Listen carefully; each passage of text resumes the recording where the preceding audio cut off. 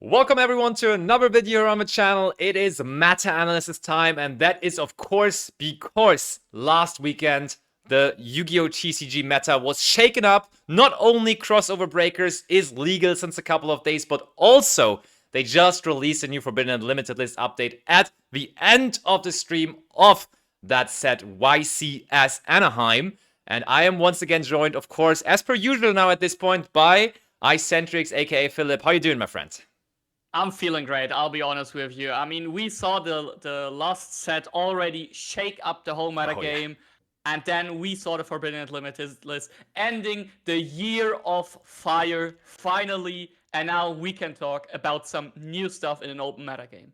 For sure, it's very, very exciting. Just change in general always is exciting, but now doing both things together is even crazier. But like we actually we watched the list reveal together, so we had our first thoughts about it already being shared with each other. But let's now, after we had a couple of days after that, talk about the list a little bit in the beginning, because of course the list is going to be a main factor with this new format as well. And you already announced Fire is going to be gone. The Year of Fire is over.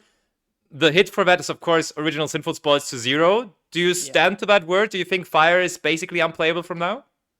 I mean, we will always see a Fire attribute monster, you know, but the reign of Snake Eye, of course, it's over, I'm sure. I mean, all those Fire decks we saw like evolving through the whole year, like the Rescue Ace deck, the Fire King deck, and also the Pure Snake Eye deck, they all really needed their access to original Sinful Spoils to have like so much potential of extending and starting. And now it's all gone. The card is forbidden. They will not be able to use it. And I think that's just a massive, massive hit. It's cool, yeah. Some people I read on socials were saying, did you look at the breakdown for YCS Anaheim? There was like one Fire deck. Why are we hitting Fire? And I'm just wondering whether this person just didn't play the game for the last year. We had enough of Fire. It is good that now the new decks are taking over. It is even better, though, that there's also just that check mark saying, okay, it's not going to come back, because who knows? At some point, there might have been Melis, Snake Eye, or whatever, you know? like, or some kind of other engine mixed pile with the Snake Eye engine. So, and I think the original Sinful Spoils is like the card, when it's gone from the entire thing, that makes it tough to splash the engine. That makes it tough to just include it into other decks. That in general makes it tough to play the engine overall. At first, I thought Flamberge would have been a better hit. I don't really think it matters. And maybe original is actually even the better one. And so I can kind of get behind it. And then I think just as an overall statement, I think also some people were a little disappointed with the impact of the list, because the list is not a big one. It's not a crazy impressive one. So I would I would rate it a solid 6 to 7 out of 10. Just doing some stuff, but definitely not doing a whole lot. So it's not a crazy list. The thing though is, we don't need a crazy list, because we just had crossover breakers and we have new decks taking over naturally. So why are you asking for a crazy big list? The only thing I will say, I would have been okay with like some of the not playing the game cards to be excluded from the game, being Dimensional Barrier, being Deck Lockdown, being Skill Drain maybe even, and I'm missing one. There's one I'm always saying as well. We always talk about Anti-Spell and so, but... Anti-Spell is also a good one for sure. But I think overall, list is still very, very decent. I think Yubel, I mean, we're going to talk about Yubel, of course, here in the breakdown as well, is going to be interesting, because they have both received a push, but also a very strong limitation with Phantom going to 1. So, yeah, but let's not spoil that too much, as we're going to talk about the deck later on anyways. And I would say, let's go into the... Oh, yeah, one good point. I guess Shifter is such card as well. I think Shifter is not as bad as like flipping Skill Drain on your opponent, but let's go into the meta analysis. Going second. That's because the card also works going second. So exactly, and I like that. I like that a lot. Okay, so first deck on the list is the deck that Julius Schwarzkopf recently has been enjoying a lot, and that is Mermail. Now, man, what do you think about Mermail in the upcoming format? So, to be honest with you, I think Mermail is heavily underrated right now. I think I mean, we saw it like get it's shining a bit in Bologna, where Julius Schwarzkopf picked it up, and also like I don't know if he was the only Mermail in Top Cut. I think there was one more or so. Yeah, there was an Austrian player as well. Okay, yeah, so I think the deck is quite good, and a lot of people really don't know what the deck does, and also don't really like expect to play the deck. And I think it's actually a pretty good deck. Also after also after crossover breakers, the deck is quite strong still. The deck wasn't hit at all. The deck also gets new support in January, which we shouldn't forget in True. Supreme Darkness. So I think it's overall a solid deck. Now my big issue with the deck is it's like this heavy combo deck, which now Melis has a top spot probably in. And also the big issue is like Melis is a deck that plays Dimension Shifter. Yeah. And I think that deck really changes the whole dynamic of triple tactic thrust in the format. Because what people often did with decks that were weak to Shifter, where they used triple tactic thrust to like counter floodgate or counter turn skip their opponent. That's not as easy against Melis because you can't just like set D barrier, call fusion or so, they don't do anything. You can't like set DDG because you don't want a DDG under Shifter. Against Melis, or against Shifter in general. True. Yeah, and there just is like a good normal trap in the matchup, and that's I think is probably the biggest issue for the deck, that it doesn't have like this easy answer to Dimension Shifter anymore. Yeah, not even like there's probably not even a particularly good spot to go Daruma Karma Cannon on them, right? Because that would be a trap I would be thinking of that possibly could be okay, but it's fine. But it's alright, right? It's more or less like a Book of Moon.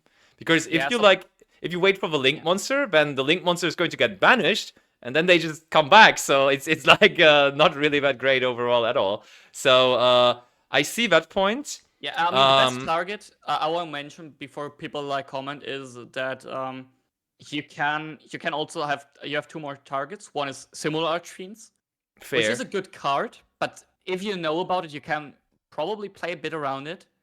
Especially with Melis that doesn't the deck summons a lot of Link monsters but doesn't spam like 5 on a board. Yeah. And another card people mention in chat is Artifact Sanctum.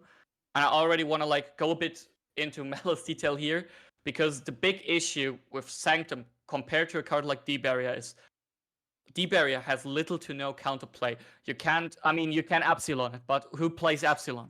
But with a card like Sanctum, they have Ash Blossom and they also have a Dominus Impulse.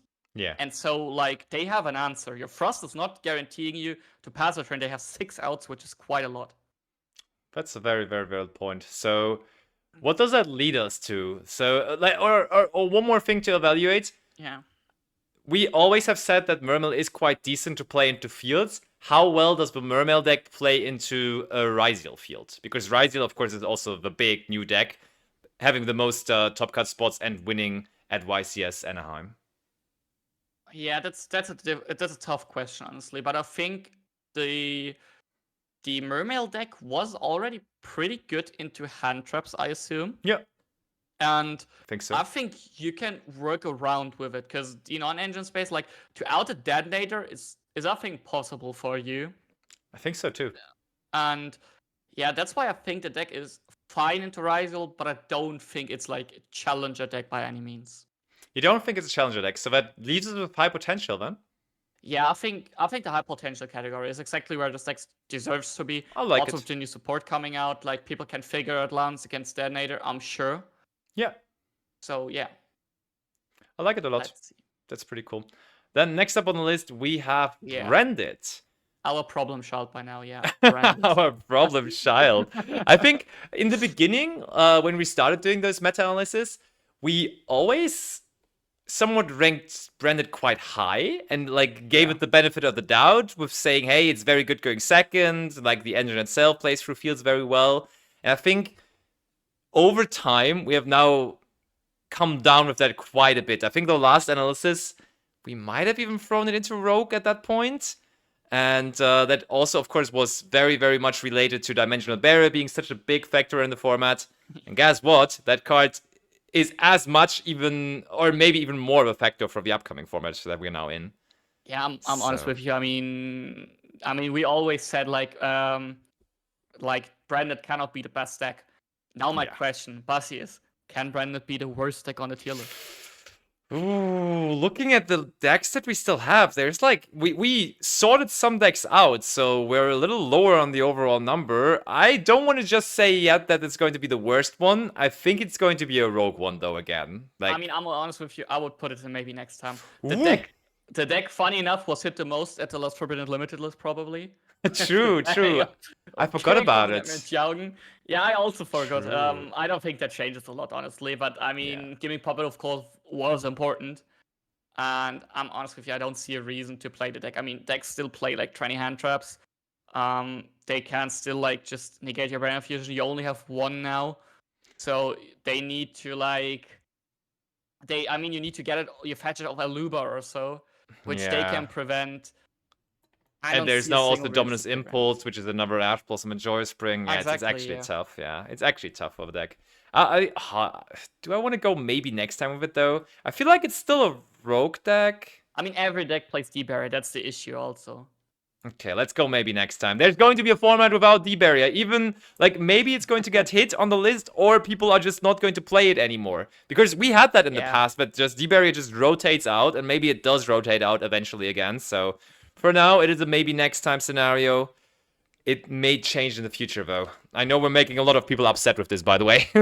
All the branded enjoyers. Yeah, leave us in the chat, or leave us in the comments whether you're a branded enjoyer and whether that makes you upset. Speaking of the comments, definitely make sure to subscribe to the channel, leave a like to this video, and leave a comment of whatever sort. The last time we did the analysis, that was just before YCS Bologna. And I did not have to give out a free box to anyone because no one did actually end up guessing the right 64 decks.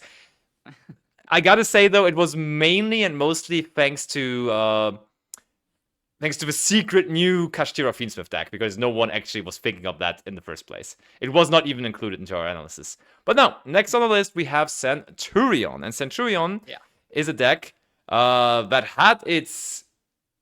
short moment of glory, I want to say, where people were really sold on it.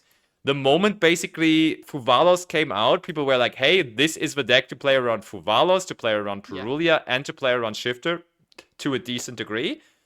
And then people just found out there's better solutions. Then people found out there's just decks with higher ceiling, with decks that do more. So Centurion for me at this point is probably just a rogue contender, to be honest. But let me hear your thoughts. Yeah, so I'm really baffled of the downfall of Centurion. It's crazy. The deck skyrocketed from nowhere into being the, oh my god, a lot of hand traps, easily played through Fuvalos deck, into, oh wait, there is Fiend Smith, you can play it as one deck. So why should we play Centurion if Fiend Smith is just the same concept but better? Into, oh, the deck is completely horrible, into Detonator, what do we do?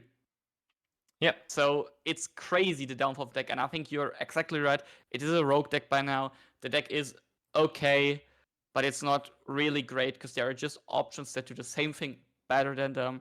You can maybe try to cook up a crazy Centurion pile, but that sounds more like of a fun idea than a really competitive idea.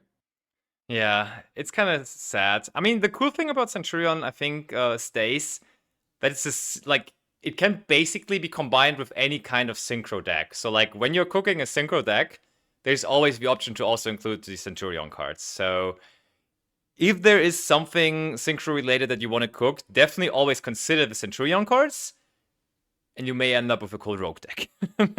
Yeah, exactly. It's just, there was always the problem that if you play the Centurion cards as an engine, there were too many bricks. They were all bricks, and then why would you play them? That's the problem. Fair enough. Next up on the list, we do have Chimera. Yes. What do you think about Chimera there? I mean, I think Chimera is a cool deck. I think you can cook a bit with the deck, which is quite cool because the deck can play through hand trap sometimes very good. Yeah. But I honestly feel the deck right now is one of our better rogue decks probably, just because of the issue it has with cards like, I mean, Detonator is an issue for the deck because you can't easily always get to your fusions. Because it's like, guess what? You go like, they go fusion, you go Detonator. to get like their monster from field that they can't get into Guardian Chimera, they need to have the hard drawn names, which really sucks. They can do that thrice even. Yeah. And they could also, like with Ryzeal Cross, like chain blocking doesn't work. Because they can just like negate your Guardian Chimera even if you chain blocked it. Yeah. So that card is crazy, Ryzeal Cross. Yeah, it is. And also you cannot just like heavily lean into board breakers, because then like you ignore Melis, which like completely destroys you if you don't hand trap them at all. And that's why I think it's just a rogue deck, but one of the better ones. Probably. It's better than Centurion, right? On paper, yeah, from what we think. Definitely. I think so too. Yeah. Also, Deep Area hurts the deck, but they can play a bit around it with either the Fiend Smith cards or with just like fusing into their opponent's turn. That's a good point. Like, mainly, you're probably going to be looking out to play this with the Fiend Smith cards, right? Like, Fiend Smith Chimera is the usual approach. We didn't put a Fiend Smith symbol here, but it's definitely going to be Fiend Smith for the most part. Also, I think the Azamina cards are still fine in the deck. True. You can do that as well. Agreed. But probably, and to summarize it for all of the decks that may end up here for us in Rogue, it's still a valid strategy to bring to a tournament. It's probably not the one that gives you the highest chances at winning, but still, if you're playing it to a really, really good degree, you may still end up topping. And I mean, history has shown, data has shown, Vice's Anaheim data again has shown, rogue decks are going to be topping. It is just going to be in lower numbers than the top meta and challenger decks. And that's what we try to build up on here. That's what we try to picture. A rogue deck is not a bad deck. It is just a deck that is not as strong as the other ones at the moment. And speaking of not as strong anymore, Fire King. So Fire King, if you want to play it, you have to play it now without the Snake Eye cards, right? Because you just can't bridge with original Sinful Spoils anymore. So, like, you can play... No, it just doesn't make sense to play with Snake Eye cards, right? Like, why would you? No, definitely not. So the problem with the Snake Eye cards in the deck was Snake Eye Ash itself was never like that broken of a normal summon in a Fire King deck. It was just good because you had like the option to add Poplar, special Poplar, add OSS, and then you went like OSS special Ponix. Yes. But what you're doing now is like if you go like normal summon Snake Eye Ash, or so if you even, I mean it's at once, so it won't happen that often. It's like, what do you search? Ponix Pass?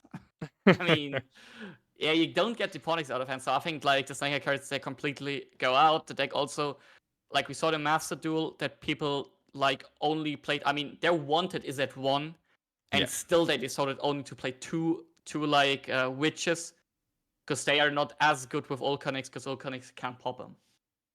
That's true. Yeah. I think the deck will now be in a purer form. Yeah, in a purer form, but the problem with the pure form of the deck is that it's just lacking starters, right? Like, you probably, like, people might be going up on the amount of Ponixes in the deck, I feel like. Because you have 3 Olcanix, which is probably by far the best starter you have for the deck. And then, like, Ponix is another starter, but you possibly just want to see Ponix more often from now on. I guess you can also, like, Bonfire is good in there as well, I see.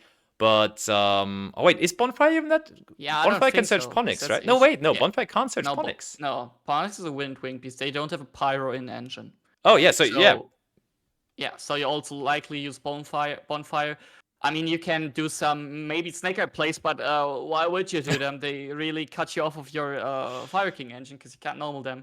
So it's really, really tough. You probably still need some supplementary engines. Like it's already mentioned in chat, Kashtira, probably, maybe also Fiend Smith, but I don't think that's like really the biggest strength of the Fire King deck. It feels tough to have like one of the best decks of the format just having a drop down to Rogue, but like to me it feels like a Rogue deck a little bit almost. Yeah, I agree, and I also think it's probably worse than Chimera even. Because Chimera deck has more pushes than the Fire King deck, I think. Yeah. Fire King has a lot of bricks.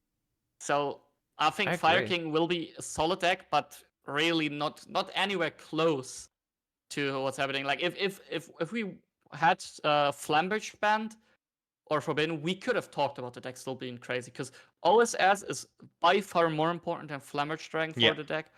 For sure. And now the deck really is just probably a rogue deck. Yeah. So that's why I think the OSS hit is good and bad at the same time. Because it's good that it's cutting off the access to like just combine Snake Eye with basically anything. But it's also bad for that at the same time. Because that's what people anticipated so much about the card. Like Inferno enjoyers and like everyone was like, okay, I can actually like have a really, really good combo with my rogue deck. And that is like gone now. But it's probably at the end of the day the right decision to go that route, because if they would have just gone after Flamberge, there would have still been a lot you could have done with the Snake Eye engine. It would have just not been... I think the combos would have not been as big anymore because you don't get the recursion of all the monsters to link off with. The combo would have still been, it would have been still good to just combine the two options, and it would have just simply given you more starters. And I think just taking away starters from the deck is probably a good approach to hit the fire decks. So yeah, it's a rogue deck now. Let's see, maybe some Fire King players are going to be cooking. I wouldn't be surprised if this just still ends up topping, like Kashtira, Fiend Smith, Azamina. Why not? But at that point, is it even a Fire King deck anymore? Yeah, that's is it even a Fire King deck? All right, but next up here, I see. Yeah, that's big Gabonga, huh? There is Gabonga, yeah. We talking about Goblin Bikers. Why are we? Is that now the goo? No. The only reason I wanted to talk about it is we saw with the or rather say like after the release of Ryzeal. I see. A few months there was like one team in Japan, which I think there was also led by a very known Japanese player, but I sadly don't remember the name. I'm sorry. Chat, maybe someone knows. They all played Goblin Biker together, and they won the tournament in the everyone plays Ryzeal meta. It was Tsuku. Yeah, Tsuku played it. Oh, it was just Tsuku. Cool. Yeah, they played Goblin Bikers all three, and they won the tournament. And afterwards, the deck it disappeared. It's crazy. It's disappeared. And for us, already mentioned chat, the deck misses the Link 4 from Supreme Darkness. I still want to talk about it because now we have an Xyz deck in the format, and as probably the best deck of the format. We will come to that later. Yeah. And I mean, Goblin Bikers, they eat XYZ material all the time. For sure. So maybe the deck can do something. But Basi, tell me, do you have any opinion on Goblin Bikers? Even I have a very high opinion on Goblin Bikers because Goblin Bikers have been like the only deck really that has been including punk cards lately, and I have a very special place in my heart for punk cards. Yeah, exactly. Therefore, I'm obligated to have high hopes for Goblin Bikers. But I mean, yeah, I feel like this is a bit of elementary school math, though, right? Like, yes, there's an Exceed monster deck that is the best deck of the format. So the Goblin Biker technology is all of a sudden a viable one because it does work against Exceed monsters. I mean, the thing though is, Detonator, it's summoned with 3 materials usually, sometimes even with 4, right? Yeah, exactly. So you need 3 Goblin Biker monsters to get all the materials out of it. Yeah, I think one you can also get rid of with the spell that searches. So I think if you draw the spell, it's more like 2. But I mean, you're completely right. The deck also still lacks a bit of support, from the Link 4 in Supreme Darkness. And my biggest issue is right now that we don't have only Ryzeal. Yeah. We can talk about when 7th Tachyon comes out that people might be inclined to play Ryzeal even more, that we also get dominant numbers. But Goblin Biker itself is only meta pick if you expect to play against a lot of Ryzeal. So it is more in a tournament where you plan to have the following case: you play versus a lot of Ryzeal in the Swiss rounds. You take the loss against Melis, and then you hope to play versus Ryzeal only in Top Cut. And right now we don't know if that will happen, but it does look like it because Melis is also a lot represented. Yeah. And so I think the deck right now lacking support. We have Melis being stronger than in the OCG. I think it's a maybe next time deck. probably is a maybe next time deck. I still like that we talked about it, and I think you got to consider, even against Melis, just winning the coin toss or winning the dice roll. I'm still Master Duel brained there. It is a deck that like is a solid combo deck, which is going to end up putting up like 6 to 7 interruptions, which is like that can win. Like it's not like the deck is horrible going first when it gets to pull off the combo. So I definitely think it is a viable option. It's worth mentioning. Maybe next time in that case, I think can be specified by saying maybe if Ryzeal becomes more dominant. Maybe if we head towards a like one deck format where we're going to play Ryzeal mirror matches all day long, then this might just be the perfect counter for it. Or a very, very, very legitimate counter for it. But that is not just yet there, so for now, it is still in the maybe next time category. Yeah, I agree. All right, next up on the list, we have Kashtira. And it is pure Kashtira, to clarify. It's pure Kashtira. Pure Kashtira. And pure Kashtira was incredibly successful at YC's Bologna somehow. For example, Muzelli played it and was really, really, I think he was going until top 16 with it, as far as I remember. I think in total 4 players, so it's not like crazy. Only one player, it's more like 4.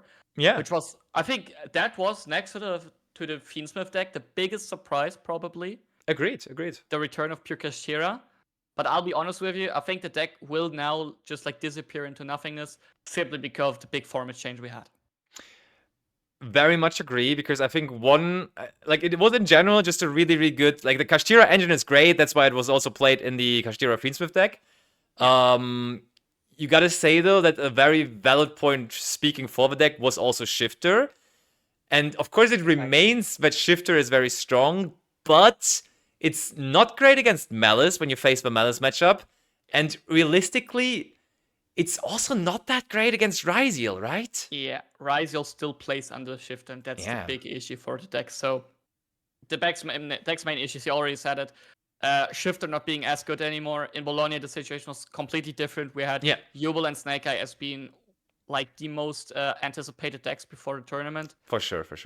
And like Shifter just cripples both of them. And right now we have like a completely different situation. Also, you can't just like go for like special unicorn and control the game, because simply Ryzeal Detonator will eat you alive when you try to use your Kashtira effects. And so I think honestly with you, it's not even a rogue deck right now, it's a maybe next time deck. I rather want to play Goblin Biker than Kashtira. I'll put it down there. I don't know. Or maybe actually I want to rather play Goblin Biker than Branded, probably, right? I mean, you can put it above Branded. I'm fine with it. I don't mind. I mean, maybe next time decks, they are whatever. Yeah, I guess. So let's put Branded at the bottom, just to annoy Branded enjoyers. Just do it like that. I mean, to be fair, Goblin Bikers, even though they are a counter to Ryzeal, they of course also themselves fall to deep barrier. But yeah, whatever. Yeah. Let's go next, and that is just Fiend Smith now, with Lacrima being there, the cover card of it. So that pretty much sums up both the Musketeer Fiend Smith deck and also like the Kashtira Fiend Smith deck, because they're not that different. They're exactly almost the same deck, and we're just going to group them together, and basically they're both probably going to be Fiend Smith control. Yeah, hand trap control or hand trap Fiend Smith, something like that. Yeah. Actually, interestingly enough, I was somewhat surprised that Josh played this at YCS Anaheim. I didn't expect that, and he had decent success with it as well. So that's very, very interesting. So Josh played the Musketeer version. I'm pretty sure Raphael Reich topped as well with the regular Kashtira version. Yes, he did. So that's very, very interesting to see. I mean, we are in a hand trap format, so I guess if you just... Hand traps are decent versus Melis and versus Ryzeal, aren't they?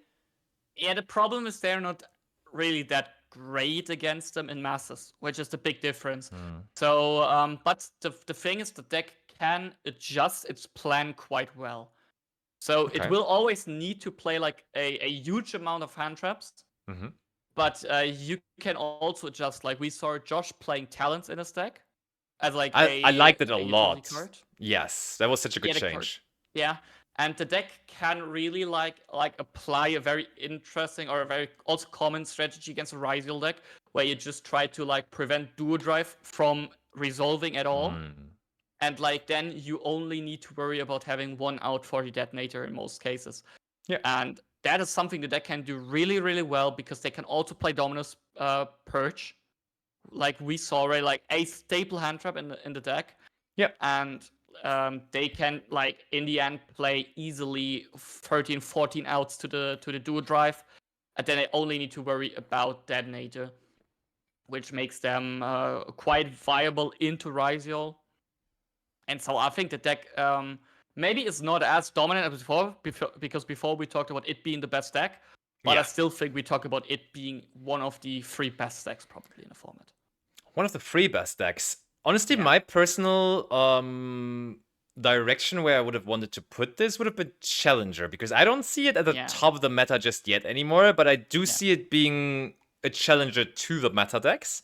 And what I like about this deck too is that it feels so unvulnerable to so many things. I think it is kind of vulnerable to Talents. I think Talents is really, really good against those decks. But besides that, I like, there's nothing really to counter it. Like, the small interactions that the deck has, with them also just, for example, in the opponent's turn using Lacrima to bring back Requiem, summon Lacrima, send Fallen in Paradise. Even after you got Book of Eclipse or something like that, you still have that available as an additional interruption. So I think the flexibility of this deck is amazing.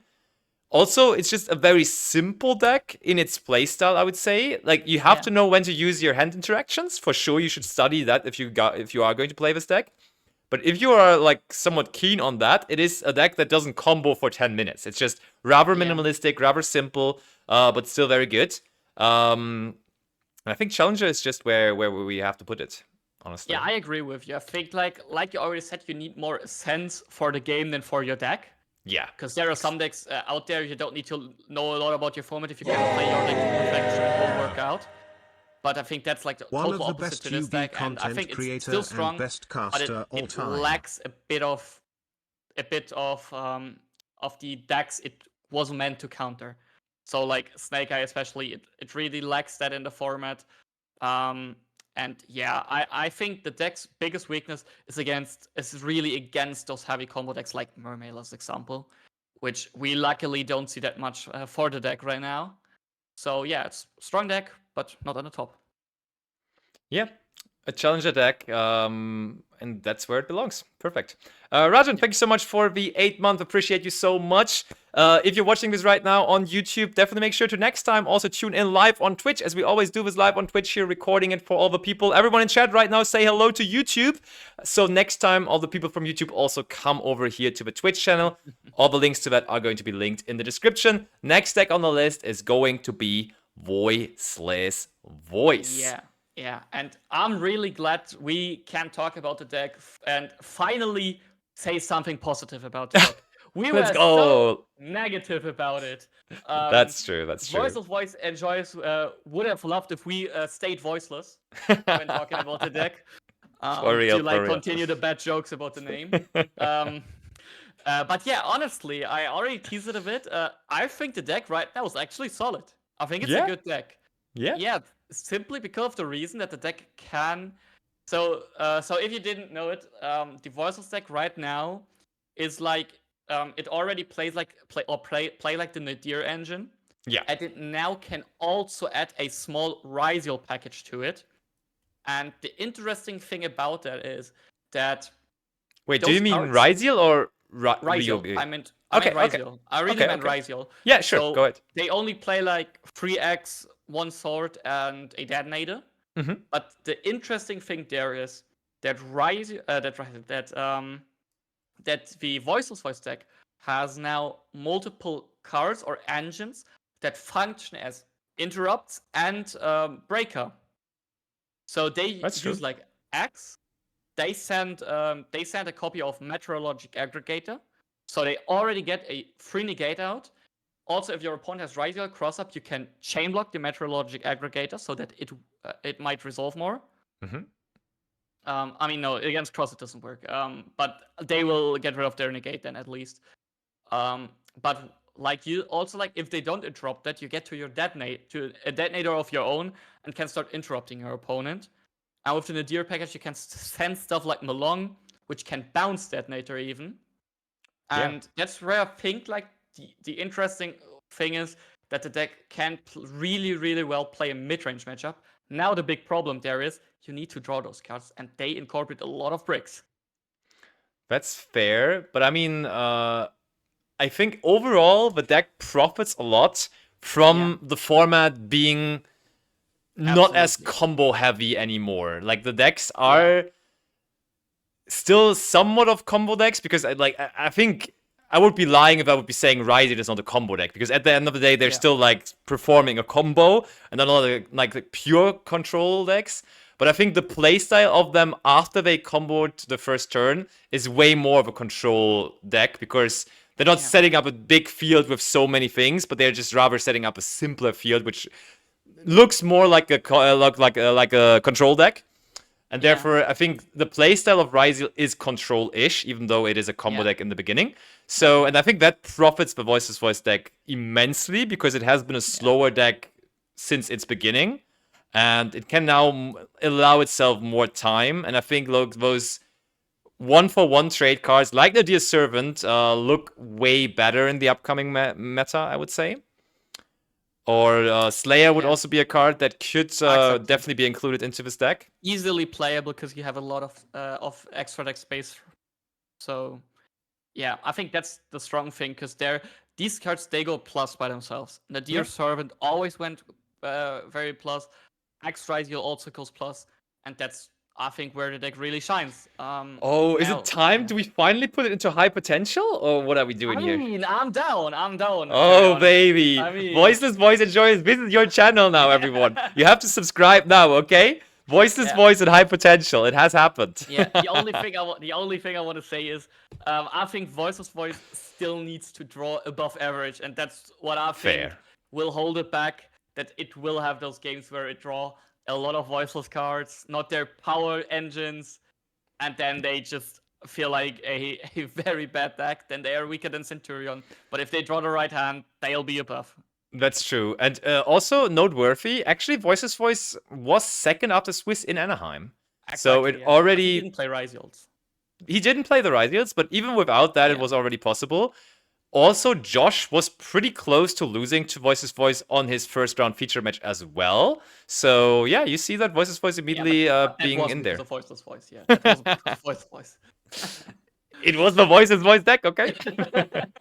All right, next up on the list, though, is one of the new decks from Crossover Breakers. And therefore, we're going to give it some more time to talk about it, because it's, of course, one of the completely new things being on the list for the first time.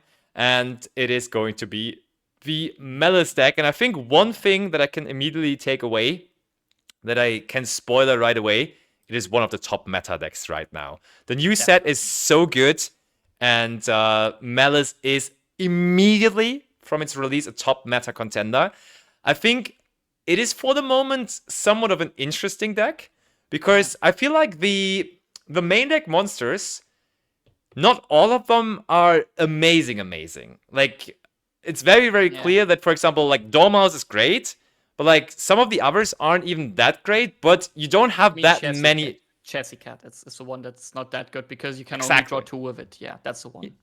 Exactly, yeah. And therefore, at the moment, though, you don't have any other options, so you have to play like a maximum of all the cards available, because that's like the only ones they are. And therefore, the current version of Melis does not have the highest power level that it will eventually have, because there is Melis support coming in the future, but it's already quite high. Like, not gonna lie, the deck is already like really, really good. Honestly, I also, I mean, it's definitely top meta deck. Yeah. I think, like you said, the biggest problem is of starters probably. Also, like the one to like good monsters. That's the thing you need, I think. And I also think there is like a very, very small point between the deck, like getting support which is completely broken and will bring the deck completely over the top, and also of it being like more irrelevant. So it's very tough to tell, like, if they get more support, which we don't know yet. I mean, we know a bit of support from Supreme Darkness, but there is also another main set which could be interesting afterwards. So the biggest thing I feel with Melis is it's like at one point it's super like resilient. You can hand trap the deck sometimes 3 times, they still end on Dark Fluid board, full board. And then there's also times where you feel like one interrupt and you can like really cripple them. That's true. That's what I really think is difficult to tell, like how good the deck really will be, because we don't know yet how consistent it can win those matches, or if it's just like the one high roll deck you can often lose to, but it's clearly worse. We don't know that yet. But I mean, what I like in general already is that it is a deck that can play around hand interactions. Like just having, like it's always scary when they set a card first and then normal summon one of their Melis monsters, because they may already just have the trap card to play around Effect Veiler, to play around Impermanence and so on. And therefore, that's interesting. Like I feel like all of the featured matches I saw from Anaheim where Melis played, they never had the trap card. Like people just still veilered it, and then they never had the trap card. Because that's the thing. I think people will really quickly figure out that you don't need to respect that, because first of all, it's only I don't know if it's I mean one I think you can't activate. Yeah, like the reborn easily. One. Yeah, the reborn one. And I also don't know if the second one can be activated. I don't know them in detail yet. I need to catch up till weekend. But the thing is, then it's just like 1 or 2 cards, and also you get much more punished if you preemptively use the Veiler, because they will play Bestials, and they can just like link off and use a Bestial then, and your Veiler achieved nothing. So I think right now you probably just take the risk of it being a trap. Yeah, probably you're right. Yeah, but also that's an interesting, like there's multiple approaches to the deck at the moment. From what we have seen at Vice's Anaheim, there is the Bestial approach. I think that just makes perfect sense, because linking off the Melis monster and then Bestialing it to bring it back just is amazing, like no-brainer. Then there's the Kashtira approach. With the Kashtira approach, I mean, you just throw in the Kashtira cards because it's such a good engine, I feel like, but it doesn't really necessarily do anything for the Melis deck. No, the reason is because they are bodies, because they are multiple bodies. It's like the same theory as with the Sky Striker cards, that one Unicorn generates 2 bodies, so you can go into your Link 3, which is a combo starter. Okay, fair. Yeah, fair enough. That does make sense. I agree. And then, of course, the Striker cards. Yeah, the Striker cards are amazing. Like, I am in love with Striker being back in the format, I feel like you're not objective there, which you think is the best version. Yeah, just play Striker cards, man. First up, the Swiss played Striker cards, so I think that's your testament already. it's definitely a good version, yeah. So I think we will see how Melis will evolve, and if it can like really keep up with Ryzeal especially. That's definitely going to be the interesting thing. Because I'm not ruling out. We talked about Goblin Biker maybe being better off, or definitely being better off if we have a 1-deck format. Yeah. I think Ryzeal, like, we're already spoiling it a little bit, but Ryzeal has the potential to be, like, the only and best deck in the format, I think. For now, it's not yet, but for now, Melis is also up there. But let's go on, and let's move over to Memento. And, of course, Memento is a deck that I have had so much love for over the last couple of weeks, but I've been playing consistently over the last couple of weeks. And I don't think the deck is done just yet, to be honest, because realistically speaking, the Ryzeal matchup for Memento is quite decent. Going second, playing into a Ryzeal field with all those quick spells and everything is even against the Detonator just fine. I feel like you can definitely be playing into those fields. I'm not saying it's top meta contender. It's probably not a challenger deck either just yet, but I think it is going to be joining Mermail and Voiceless Voice as a high potential deck, because still, going first, this deck is massively strong. It has beautiful ways to play around Mochami, Perulia, and Fuvalos. And, yeah, Shifter is a problem. Let's just skip that part.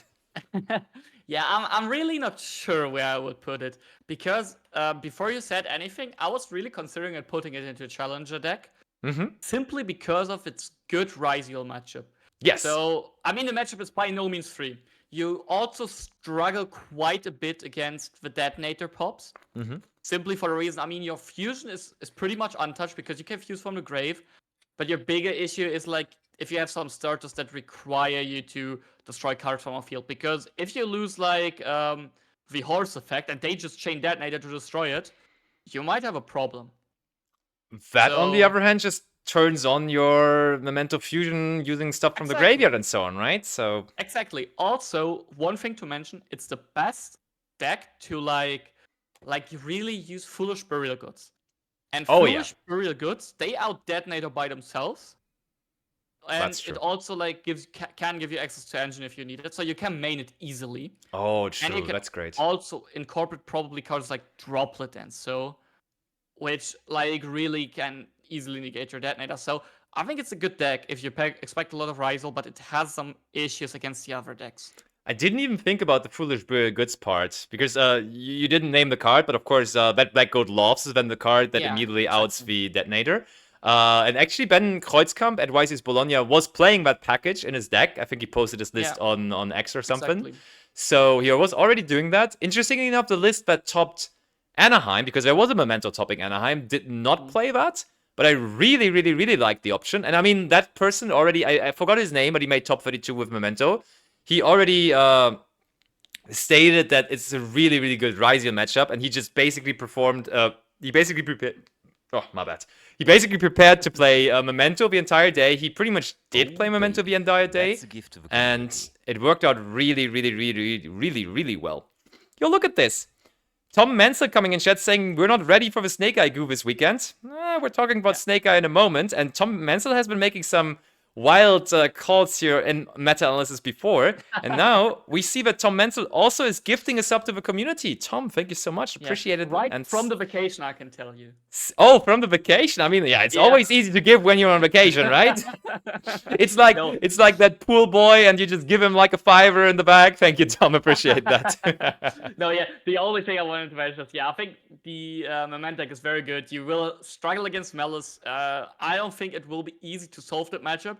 But I think against the other two decks, Ryzeal and also the Fiend Smith deck, you can have quite a decent time. But that's why I would still put it in the challenger category, even though at the bottom of it. I mean, I'm always down to put Memento high. Also, speaking of high, shoutouts to Jip being in chat right now. First place finisher with the Melis deck after Swiss and winning the oversized prize cards. Well done, well done. And for now, Melis sitting there up top, but it's probably going to be behind Ryzeal. But let's not spoil it just yet. Let's go over to the next deck. And that is a deck now that we have to purely pretty much consider because of the changes with the recent Forbidden Unlimited list update. Because I would say, before the update of the Forbidden Unlimited list, I was definitely thinking Yubel is still a very, very, very good deck. Because it could play through hand traps super, super well. And there's a lot of hand traps in the format.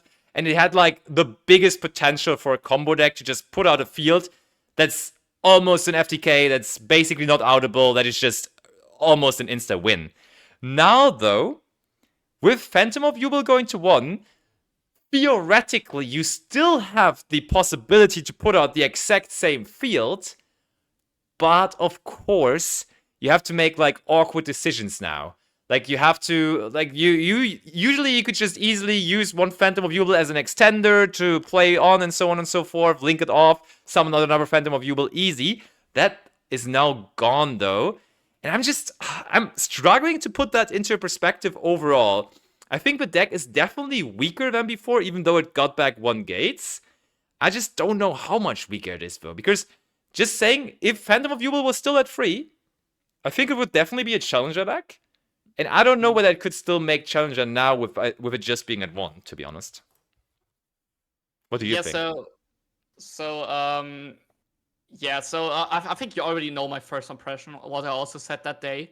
But I'll repeat it for the viewers, of course. I mean, I by no means want to say like the hit wasn't hard on the deck. But I think the impact it will have will not be as big as people expected. Because people always said like, oh yeah, you can't use your Phantom as extender now anymore. That makes the deck much fairer.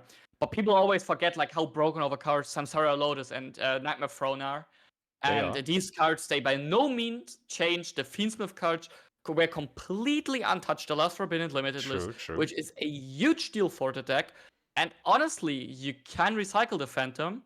You can still use it as protection for your engine. And let's be fair, like, just not being able to use the extender, yeah, that hurts, but you have a lot of extenders still in your deck. You are not really like you don't have to have that one body.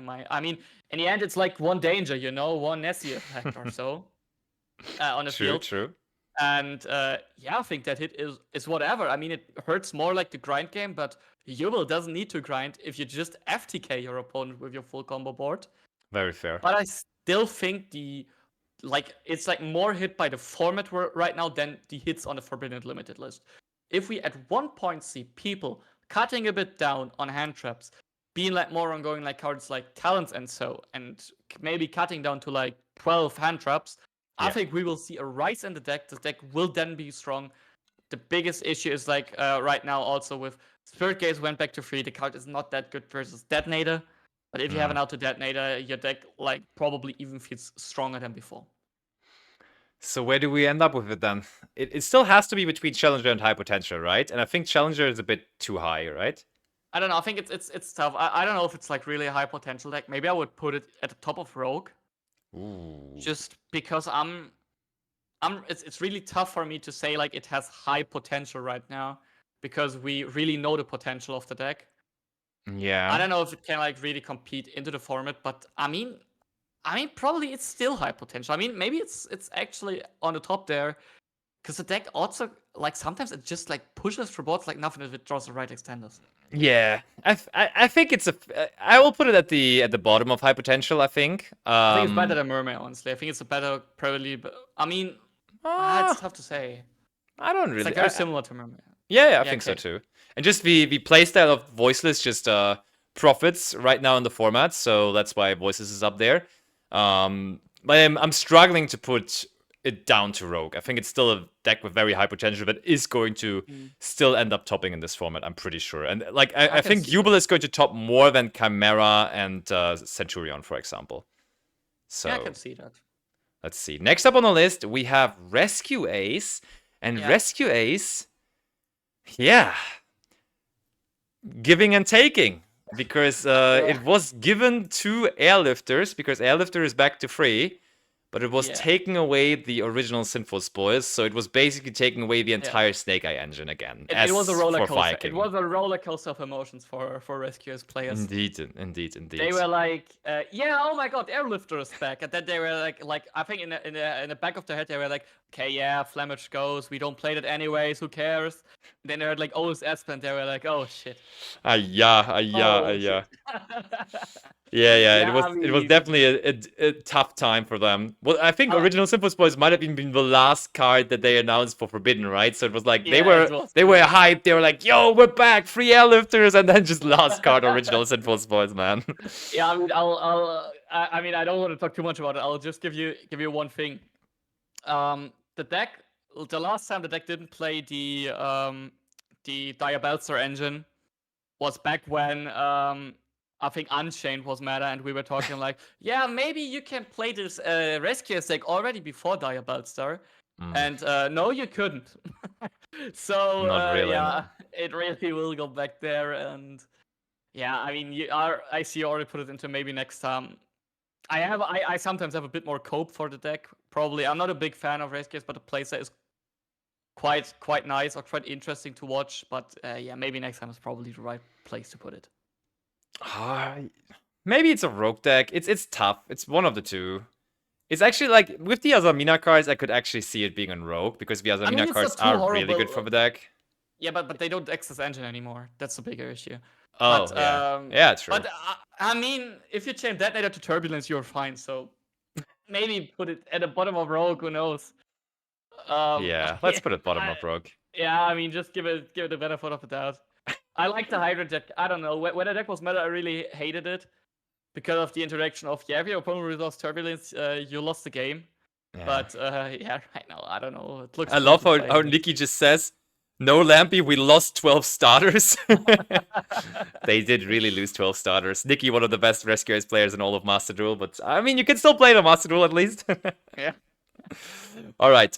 Next on the list, we have Ritual Beast, and Ritual Beast is kind of the plants deck now regarding the difference between Europe and America, I feel like. Because in America, no one plays Ritual Beast. And in Europe, for YC's Bologna, it went crazy. Like, we had 6 Ritual Beasts in top 64. It was, like, absolutely delivering. And then in the US, all of a sudden, nothing anymore.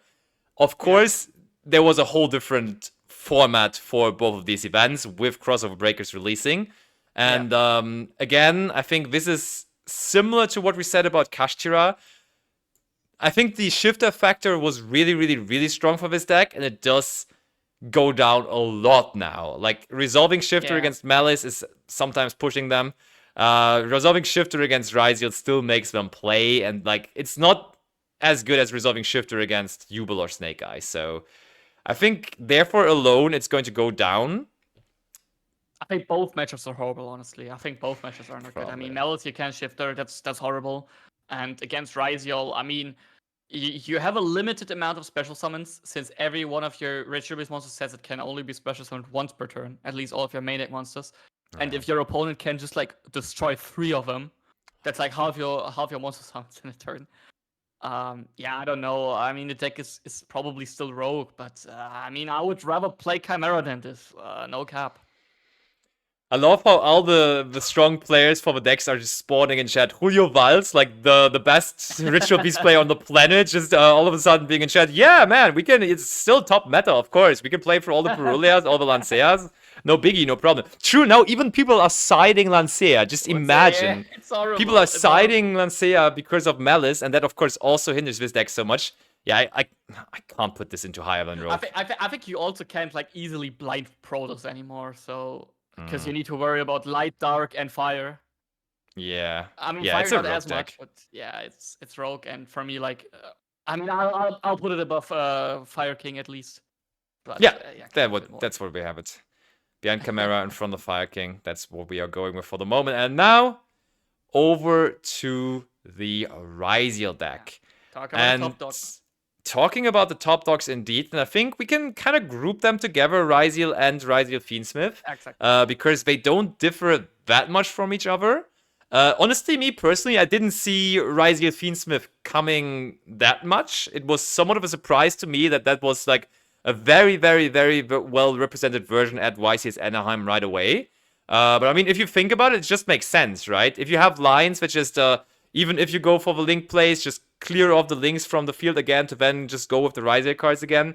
The story just simply checks out easily. Yeah, so I think I was really surprised that people played it like so much already before, because the deck was a bit known.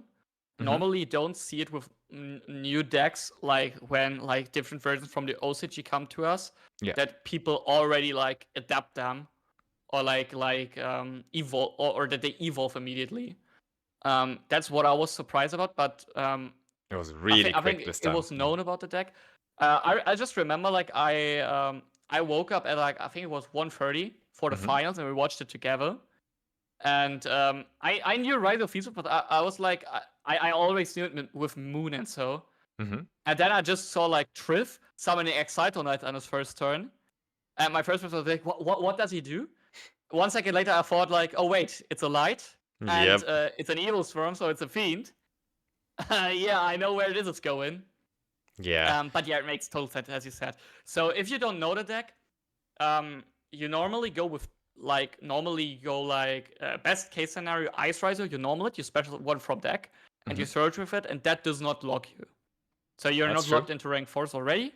You go into Excitonite or Moon, and then do your Fiend Smith combo until Agnum Day. But instead of reviving your Desiree, you just revive Lacrima because it's apparently a level 4 monster. Exactly. And then you continue to combo with it. Later in your opponent's turn, you just use Lacrima to reborn your Desiree, and then you have negates in your opponent's turn. You can also, like with Detonator, you can attach the Desiree to get its send as well. And if you don't get to the Desiree because you're interrupting your combo, no worries, you will still have Lacrima, Reborn, Requiem, go into Fiend Smith in Paradise and still have an interrupt off of it. For sure. And also, just to add up on that, your Fiend Smith engine, of course, if you just start with Engraver for the first thing you want to do, of course, can always just end on Caesar. And when you just have Caesar on the field, it's going to be the only thing. Like, there is combos with the Fiend Smith cards, very easy ones even. Just Necrocrypt plus Engraver is always just the good old and reliable Caesar. And that means you only have an Exceed monster on the field, and you can just freely play with your Ryzeal cards again. So it really, really works well together. Now, my question for you, though, do you think it works that well together that we can place Fiend Smith Ryzeal over pure Ryzeal, or what do you think personally? So I have a very simple opinion about it. I think the Fiend Smith cards itself are a bit anti-synergistic with the Ryzeal cards, because it feels like a bit like if you get interrupted at the wrong spot, you like really have to worry about how to clear your board a bit. If you're like stuck with one level 6 monster or so. Fair. But it's still fine, of course. And you also cut off cards like, often you cut cards like Plugin and the Trap, the Plasma Hole. Yeah. Simply because you don't want to have that many breaks. You also want to search something different with Dual Drive, probably. And you also like already cut non-engine for the Fiend Smith cards, and now you need to like really gain non-engine space. But I think probably the deck is the necessary evil. You need to take this bit of anti-synergy to like consistently beat stuff like Deep Area. Because if you can play with the deck, if you survive the turns, your deck is so crazy, your engine is so good. And I think right now, the Fiend Smith engine is just a necessary evil you need to take.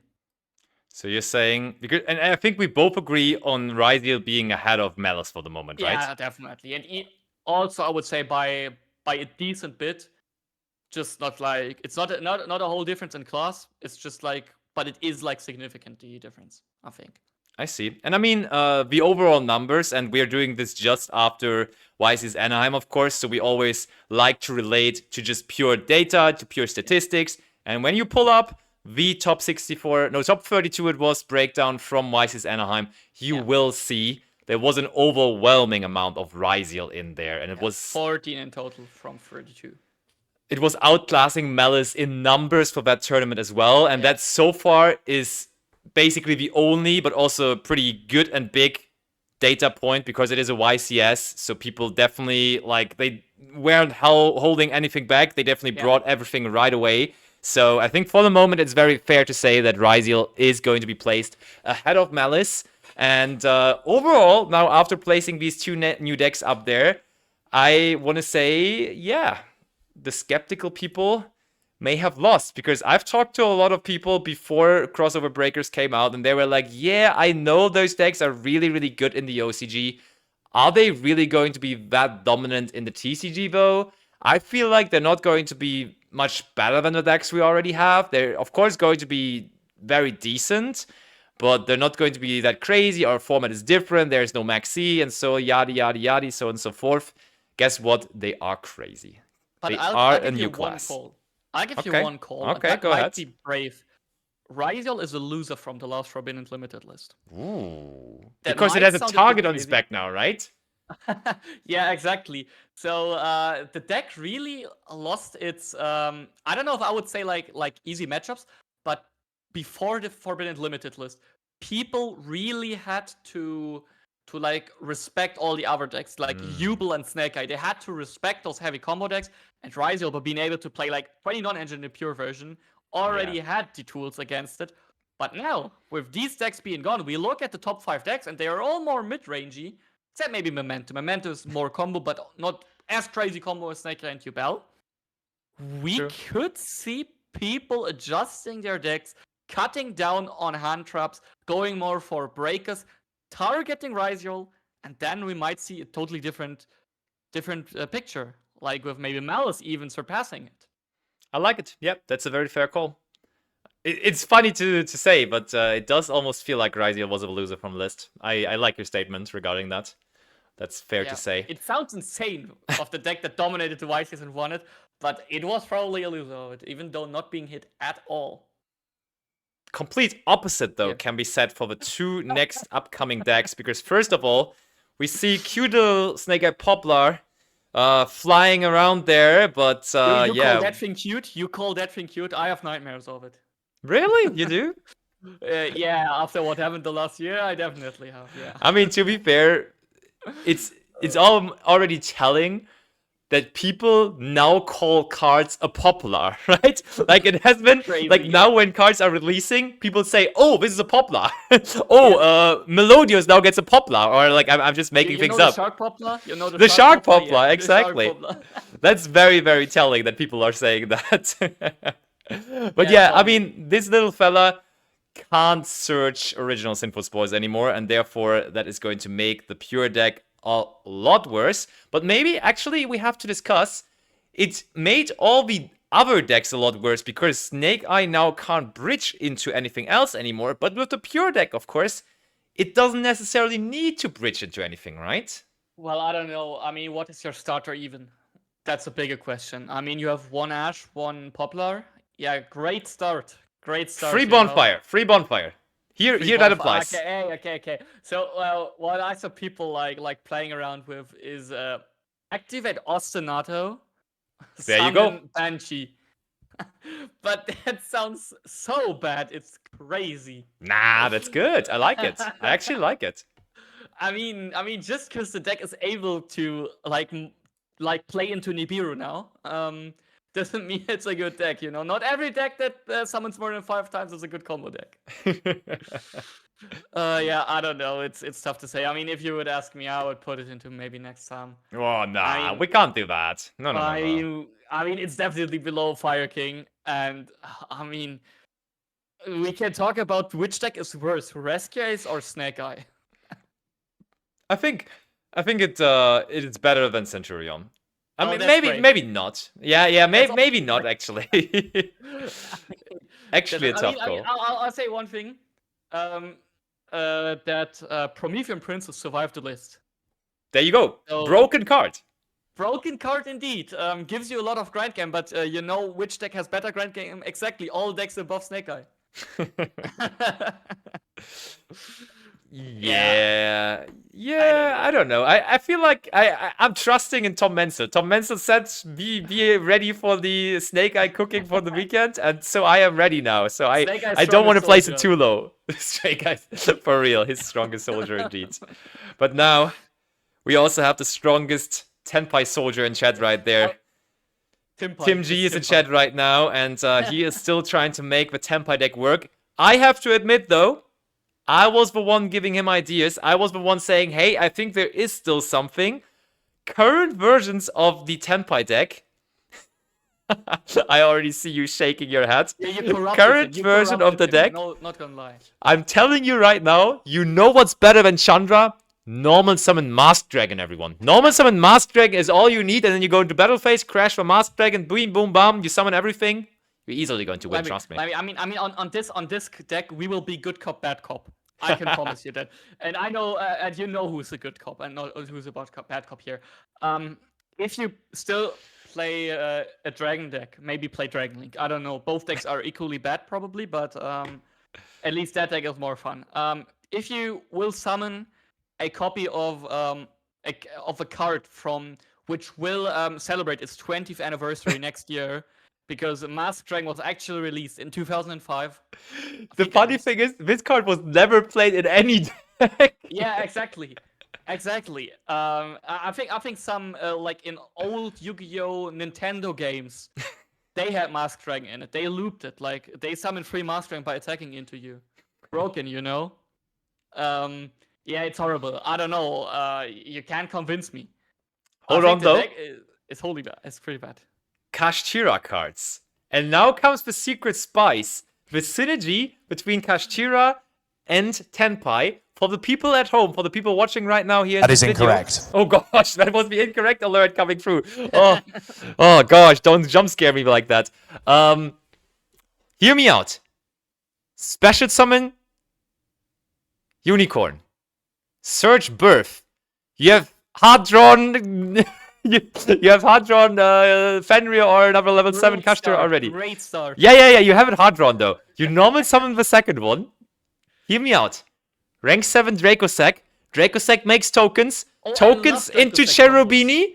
Cherubini sends Pydra. Link 3 into Promethean Princess. We're in this. And now we linked. How you do that against Detonator. Yeah, I mean, you already the opponent didn't play, you know? You have like breakers and everything. Easy. Mommy. Oh yeah, the deck is horrible. I also saw like a whole trap version on Twitter. It looked very funny, but you burnt the kitchen buddy. I'll say it's a maybe next time deck. So no. This is still my channel. Not maybe next time. No. I can't allow that. I have hopes for the deck, so I will put it next to Poplar. The two fallen soldiers, Poplar and Trident, are going to be in Rogue together. So if you're like in the YouTube comments, make sure to like leave your opinion. Is it a Rogue or a maybe next time deck? And I'll do the same poll now in the Twitch chat. So tell me, where is Tenpai in Rogue, or is it maybe next time? And it's let's go in maybe next time. I'll tell you. Twitch chatters, tell me, believe with me. The ride has to continue. We're all Tenpai warriors. No, I think realistically, we've been laughing a lot here. It lost an insane amount of potential, crazy, of course. Yeah. It's crazy how much worse the deck is compared to before. I still like the idea of making it work, but that's probably more so my inner Picasso just trying to be creative with it, and not necessarily the realistic potential that the deck has to offer right now. I still think, like, if they get to the stuff, they are just still going to end the game in one turn. They're just still going to do what they're going to do, right? Won't be happening. The biggest problem is, I mean, if Chandra was at 1, I would have still said that killed the deck. I mean, the deck already was killed by the release of Crossover Breakers. Then it suffered Chandra at least. And then it also suffered Kaiman. Okay, so it was killed thrice on one day, one evening. And the big issue, I think the biggest issue with Kaiman is that now you don't really have the mind games of what if my opponent has Kaiman. That's true. That's very true. That's the biggest issue with the deck, I think. All right, it's maybe next time. You got me. Yeah. Okay. Chat wanted 4-3, by the way, also well. 4-3 people, maybe next time. Thank you, Chat. Okay. Chat backing you up there, I see. Yeah. Last but not least now, Labyrinth. And Labyrinth does have an interestingly good matchup against Ryzeal, to be honest. Yeah, but it also has a very bad matchup into Desiree, I think. Oh, so you think this deck is very, very hurt by the fact that we now see the Fiend Smith Ryzeal version? Yeah, I honestly think it's... I mean, I think it's a good deck. It's a good deck, definitely. I think it's also interesting because we could see a new version of Labyrinth, I would call it. Because we had the crazy hand trap furniture variant. We had the Trap Lab, Math Lab version. Yep. And I think we could see, funny enough, a version that plays a lot of Labyrinth engine. Because now the format got a lot slower. And the deck, I think, can more rely on stuff like Arias to set a powerful trap from hand. Yeah. And then still play. So we could actually see a mix of a lot of Labyrinth cards just with power traps together, which might actually perform quite decent into the format. I like it. I like it a lot, yeah. Yeah. Just original Labyrinth. You could, I saw that in chat, you could also consider playing Fiend Smith Labyrinth. I saw that at like one American YCS where it did like somewhat decent. I just, still to this day, I hate it when decks try to be something that they're not. And I think Labyrinth is the control deck. And therefore, just throwing in that engine there, throwing in that Fiend Smith engine just doesn't seem right to me. On the other hand, though, Fiend Smith is maybe not even that big of a combo engine anymore, because it is used as a control engine now in all kind of different decks. So maybe putting it into a control deck actually is what you have to do at the moment. The engine is too big. The engine is in the end is too big for the Labyrinth deck, because you can't rely on stuff like your Aria setting traps if you have like 3 Engraver, Lacrima, a Lurry, and a Tract.